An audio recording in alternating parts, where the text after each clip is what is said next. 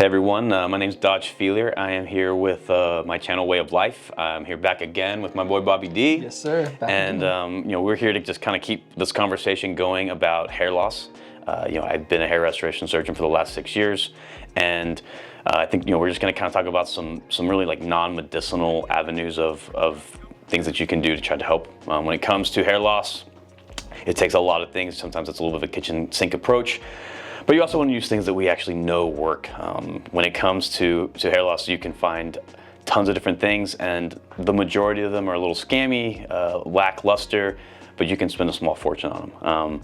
Bobby, in terms of this, I would say the three that I'd like to talk about would be microneedling, laser therapy, and then something a little more sexy. And there are a few other things like PRP we could talk about, but specifically laser light therapy, and then exosomes would be the third one that I would kind of want to touch on. Yeah, I've heard a lot about microneedling. I heard it could possibly help for doing that. Yeah. Laser therapy, I know my mentor Steve, he uses a laser hat, and he says it does wonders for your hair. A little expensive, but I mean, if you have the money, do it, I guess. So that's a good one, I would say. And then the exosomes, I think is really great. I've actually have experience with the exosomes. They're my first transplant. I really feel like it grew my hair, to be honest. I could tell a big difference in like 4 or 6 months of how thicker my hair was looking. So I think it's great. Well, I mean, exosomes is something that has been very amazing for a lot of different types of conditions. They're doing some of this with helping people with Parkinson's disease, different autoimmune problems, and ironically, it also can help with hair growth because hair loss is a little bit of a pathophysiological issue. It works by it's a multicellular vesicle. It's just these tiny proteins that actually will help carry cytokines, some different genetic material, and a lot of different growth factors, including WNT proteins. And by doing that, it helps with regeneration of the hair follicle specifically. I personally have done it. When I did it, I did get some pretty good hair growth back. My hair grew ridiculously fast. I've also used it for things like tendinitis. I've had a small labor and tear on my right shoulder, and I can truly say that they are something that has helped me tremendously with all those.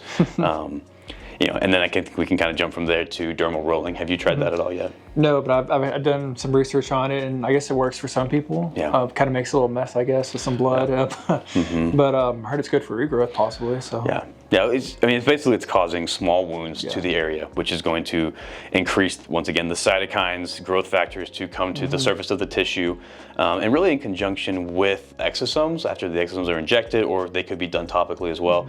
You can see some pretty good growth. Results definitely vary. Exosomes can be pretty pricey. Dermal rolling's pretty cheap. But those two together are really good. And you can actually do that even with topical minoxidil, which we talked about in the previous video. And then lastly, laser therapy. Basically, it's kind of just works on the mitochondria, the powerhouse of the cell.